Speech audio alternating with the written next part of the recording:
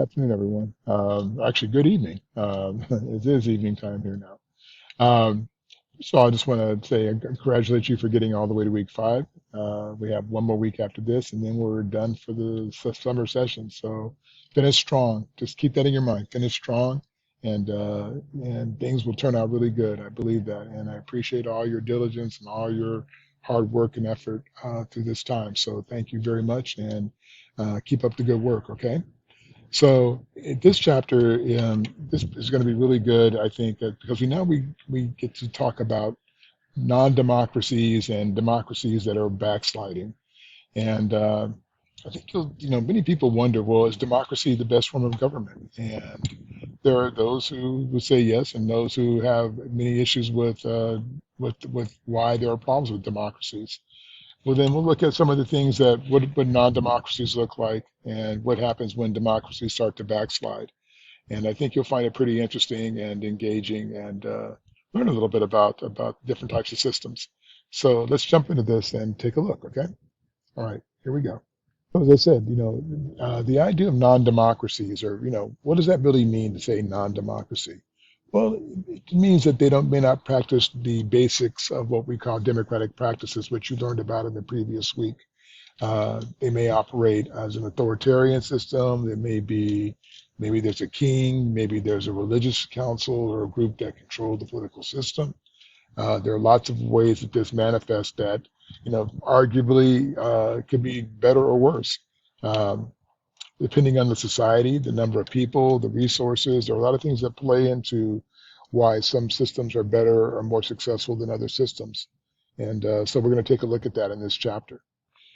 So, um, the idea of recognizing as we go through this, you'll see that at the very end, there's a little case study on Russia and how Russia has evolved over a period of time. And I would argue that even our own political system has evolved and is continuing to evolve, as it should.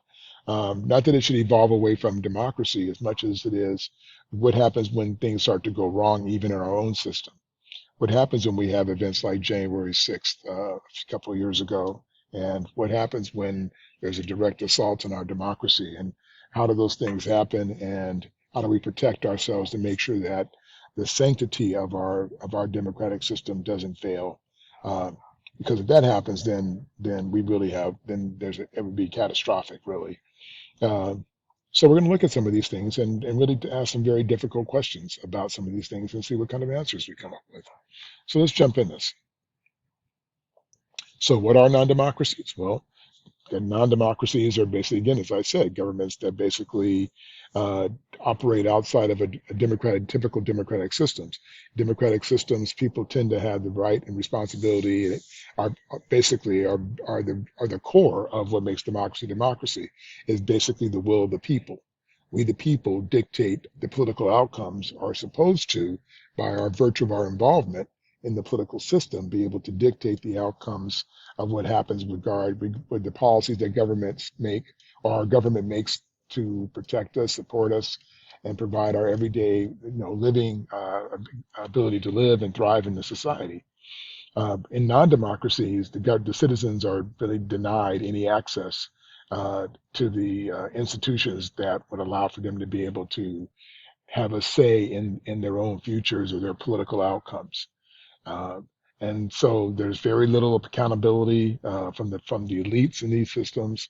Um, there's no competition for when they run for office because usually there's all kinds of nefarious activities that are taking place to block people from trying to run for office, or they stack the deck against them, or they will threaten their families, and depending on what kind of system it is. But there's all kinds of ways that they try to impede any competition that would threaten their rule of power. Uh, and again, there's very little or limited protection by the civil liberties and political liberties within society. These things would be the beginnings. If you had a democratic system, these would be the beginnings of causing a system to fail.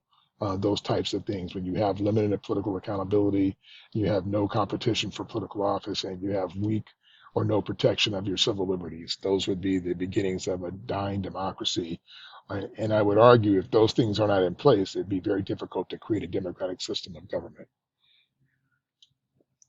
So how do they go about staying in power? Well, they do all kinds of things. They manipulate, they buy off people, they kill people. There's all kinds of ways they get around to keep themselves in power. They can basically curtail or control certain institutions within their governments to make sure that they serve only the bidding of the political elite or the leader in that society. Uh, and when we talk about the institutions, we're talking about the organizations and the norms within the society that allow for it to operate. And those things are, if they are compromised, also are part of the strategies that are used in non-democratic states. So when we talk about the stick and carrot, when we talk about the carrots, we're talking about, for example, the idea of having elections that are rigged. And of course, we've heard this even in our own political system when former President Trump alleged that the previous election was rigged. It was not, but the assertion of that is by threatening that really teeters us on the brink of losing our democratic system and become very close to the edge of a non-democratic society. Um, and then you have the issue of legislatures and the opposition parties that are weak or may not be able to stand up to have enough checks and balances on the leader, to make sure that the leaders don't act outside of the will of the people and serve their own interest. And then there's also the interest of it regarding the patronage. And this is one of the things we have inside of our Congress, which is so damning. And this is the fact that there's like these loyalists who basically blindly follow their political parties instead of following the will of the people or the needs of the people. In fact, oftentimes they will serve their political interests before they serve the people. This plays out a lot in partisan politics where there could be good legislation coming down that is going to benefit all of us. And then one political party will basically block it from coming forward because it doesn't serve their interest or they want to make the other political party look bad. So there's a lot of those kinds of things that happen. And then there's also, this is almost like the mafia. They buy you off. They can buy loyalty. This is what multinational corporations do all the time. They buy loyalty from our political representatives to serve their interests instead of serving the will of the people. Um, and this is a huge problem in our political system now. And that's why we don't have things in our Congress like, term limits. Yes, you have to run for re-election, but you can run, to date, you can run it over and over and over and over and over again. And as long as they keep re-electing you, you can be in office forever, basically. And many people have called for the dissolution of that and called for putting better checks and balances and protect us from having people who are lifelong in these areas where they control and manipulate the outcomes and serve their own political interests as opposed to serving the interests of the people. So that was the carrot. And now the stick. Well, there are a lot of sticks. Usually they start with the military or security force infrastructure of the country. Um, they have, we have a CIA, we have an FBI, we have the Defense Intelligence Agency, the DIA, we have NSA, we have all these, we have Homeland Security, we have a lot of ways to be able to potentially repress people if we so choose within our society, or to spy on people if we so choose within our society. Um, if you go back and look at Russia after the assassination of the Romanov family with Tsar Nicholas and the rest of his family, the Lenin had created this silent agency spy network called the Cheka. And in East Germany after World War II, they had the Stasi, which were there and basically they could go in. Anybody who was like outspoken politically, they would come in and beat you or threaten you or kill you to get you to sort of stand down and not challenge the people who were ruling the system. A lot of these for paramilitary forces that are basically use force to coerce the control within the political system.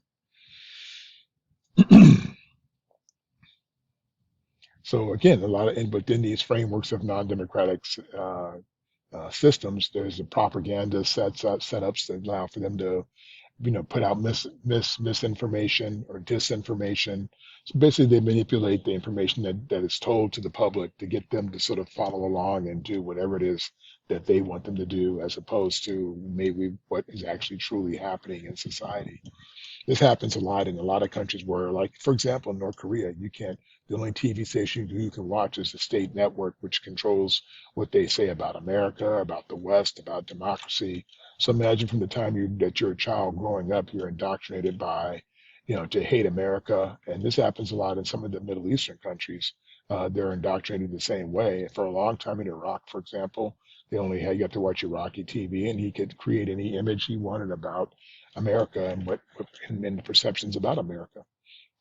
So controlling the propaganda, for controlling your information, controlling social media within your state, controlling the communication apparatus allows for the creation of mythology about the rulers and the leaders, and particularly like in North Korea, where the leader is seen almost like, like a god. Kim is almost considered like a god, and he's deified in many ways, and it's frightening to think that but that a group of people couldn't rationalize their way to see that he is not. But when you control the narrative and you control the information, you can create a mythos that ironically is only the ruling family in North Korea has only been there a little over 70 years, and in a matter of 70 years we have been able to create a mythology about the leadership that allows for them to control and do what they have done and create this kind of craziness around the world and instability.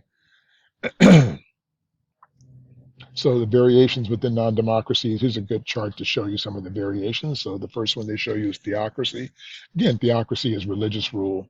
It means basically you have a leader who is like, it could be a leader or one religious leader, or it could be a collective of leaders. So the primary example would be Iran, even though there are other nation states that probably fit the criteria too, but Iran is the one we look to for the most part. And they actually have both. They have a select single leader and they have a collective group. So ironically, they actually have a president in Iran and they have a Congress, if you would. It's called the Majlis. And within that though, while they make laws and policies, it is the religious groups that make the final decision. So no matter what their Congress or their president wants to do, it has to be approved by the religious council. For example, in Iran, it's called the Council of the Guardian. So once laws are can come through and approved by their parliament or the Majlis of Iran, it goes to it's signed by the president. It goes to the Council of the Guardian for approval, which is the religious council, and then it goes to the Ayatollah, who's a religious leader, for final approval. So there is basically above the politics, there is a religious leader who supersedes all of it. And then we have what they call personalist or monarchy systems. I would argue even beyond just monarchies, these could be the other end of that would be tyranny, that you have a single leader who serves his or her own interests potentially. Or it could be a monarchy system where you have a single leader who is a good leader. So the positive form is monarchy. The negative bad guy form would be tyranny. Um, and they can be what legitimizes them. Certainly could be based on some premise of religion, but it could also be their charisma. Most of it's based on tradition, um, especially in the monarchy systems. But today the monarchies are very different like in Europe, for example, from what they were, hundreds of years ago, where the king and the queen really had power. Today, they're more of like the goodwill ambassadors of their countries. Their political systems actually run the system. They just basically they have some say, and they do have a little bit of say, but they're never going to go against the political system that operates their country, because to do so would be the end of their monarchy. And so, in order to keep the sort of tradition of the monarchy in place, which is like in England, is an important tradition, and even in Sweden and other places where they still are represented by a king, and same as in Denmark and other places, that individual serves at the interests of the political parties that rule those countries. Um, and then we have next below there oligarchy, And oligarchy, they call it single party rule or oligarchy. Well, an oligarchy, like in Russia, for example, is a collection of like a special interests. So, like, for example, the oligarchs would be like a small group of people who have like all the power, all the wealth within a country that serve the interests of the leaders. Um, and certainly it could be, most of the time it's not religious in base, but it can be. But the oligarchs are, like in our own society, many people would say the United States is not a democracy, but really an oligarchy, where we have our ruling elites and those who have a lot of money and political and economic strength. They're the ones that dictate the political outcomes within our own system. Um, and so there may be some truth to that. I wanted to be curious to know what you think about that. Are we really a democracy? Do we fit better the notion of oligarchy? And then there are some other countries that have military ruled by militaries. And they may focus on, you may have a single leader or again, a collective of military leaders who oversee the operation of the country. This typically happens usually in a shorter term rather than a longer term, where if a country is in transition or has civil war, sometimes the military will take over temporarily while they're trying to install a new leader. Uh, but occasionally we have situations where the military never stops ruling. Egypt's been under military rule multiple times as they try to get to a normal leader, but sometimes the military ends up in power much longer than expected. And then we have what's called illiberal regimes. Hold on one second. Let me let this plane go by. Basically, illiberal regimes are those that are fledgling democracies that have all kinds of potential issues. They're trying to become democracies, or they try to have some inkling of democracy, but they struggle with certain aspects of it. So they are, but they also struggle. So it tends to be complicated. So let's look a little further into this a little bit. So looking at theocracy, as I mentioned again, like I use the example of the Vatican. The Vatican operates independently. It certainly is a religious rule. It's its own independent state. Even though it's housed in Italy, it really and represents the Catholic Church. It technically would represent the idea of a theocracy because the rule of the Catholic Church certainly and the role of the Pope certainly dictates the ideology for millions and millions of Catholics around the world. And in that, there's a political ramification within that too. And if you look at the history of the Catholic Church and the Vatican, it's really quite fascinating. A lot of intrigue and it's complicated, much more complicated than for this particular conversation. But it's a fascinating history of the church and how the church has controlled the political narrative. And I would argue in most countries, even our own country, the Protestant church, which is where we started from in this United States. We have a religious component to our political and social infrastructure as well. And then again, we talk about the monarchy or the personalist rule, and we talk about the idea of this individual, like in the monarch, can basically most of it's built on bloodline. Like in England, it's just handed down through from blood from the next of kin to the next of kin. And if you happen not to have a child or whatever, then it would go to a relative, either a cousin or someone else who did have a kid, to be the next heir apparent, but they would still keep it within the bloodline. And then the oligarchs, again, the oligarch is basically a small group of people who basically have control the wealth and the political narrative within a country, or can even serve the interests of the ruler, because they are all within a power of wealth and either military or social political control that allows for them to dictate the outcomes of what that happen within the country. And there's also the single party rule, which is again the idea of having members of a political party that control the narrative. Instead of having a multi-party system, you have a single party that has its own personal vested interest in one particular political ideology and how they control or operate that system. And then again, as I mentioned, military rule. There have been many countries that have had run-ins, and again, usually when you're civil wars occur is when you have military come in and take over. Most of them eventually leave, but again, it can take time. Some of it doesn't happen usually very quickly. Even in the Philippines, for example, as when they've had political instability, they've had to bring in and had the military take over temporarily. Turkey certainly has had that happen multiple times. So it does happen more frequently than not in the world. And then the idea of a illiberal or hybrid non-democracies, they sometimes call them. Again, these are entities that are in regimes that are trying to have some limited characteristics of democracy, of what we call liberal democracies, but they also are missing a lot of the institutions. So they don't have the framework of the normal, regular framework for true democratic systems. Okay. Um, so democratic backsliding. And this one, I think, again, is where we talk about, so why do democracies fail? Why do those systems that are trying to become democracies or even got on the road to democracy, and why do they not work? Well, there are a lot of reasons they don't work. And sometimes, sometimes they don't have the infrastructure in place for it because democracy requires a certain amount of socialization and understanding of like people being able to participate in the political system.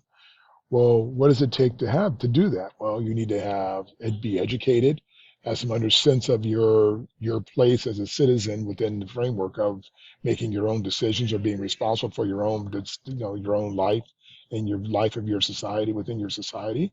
Um, this usually happens, and so when we start to see the failings within that for those who are trying to attain it, it usually starts off with again the rule of law being attacked, repression of the civil society, or political liberties are blocked or are limited, and then sometimes you'll have the executive leader uh, reach past what their normal responsibilities as a leader are supposed to be.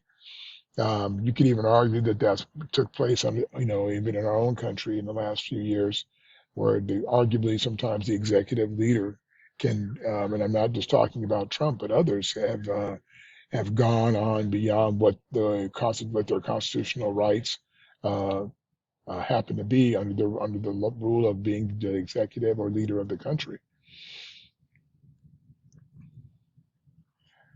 So when you ask the question, why do we get democratic backsliding? Well, there are several different explanations as to why this happens, right?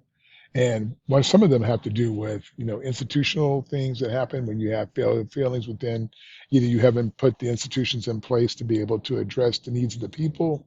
There could be economic aspects to that. There could be social aspects. There could be ethnic aspects. When you have one group that wants to be dominant in society and repress the other groups. There could be cultural issues, historical issues. There could be international pressures that come to play. Factors, you're talking about the pressures that are brought onto a country by virtue of outside countries they have to deal with, whether for good trading or for economic or military or protections. It depends on where you are in that. So, for example, if you're a poor country that has a failing infrastructure, you know, the big countries like the United States or Russia or China may be pressuring you to do things or act in ways that may not support your people, but in order to keep you in power or protect you while you're in power to serve their interests, they will do what they have to do to protect you. So those kinds of things also bring pressure and can potentially destabilize systems. A good example that they use here, and again, it's when we go to the next slides here, they use Russia as the test case for this. And Russia has certainly evolved from what it had, historically where it started to what it manifested and became. So if you go back and look at from the 1600s to the early 19th to the early 20th century, Russia had been a monarchy, and the Romanov family had been, in power for generations, um, and probably then again other groups before, either other leadership before them, but it was run by a monarch, who basically dictated power. And then it went under from 1922 to 1991. It became a single party communist system, uh, a very violent repressive system. And then when the communist system collapsed in 1991, it became sort of a quasi-democracy where they had semblance of democratic practices and openness, and people could vote and dissent against the government and its political ideas. That all came about in 1991.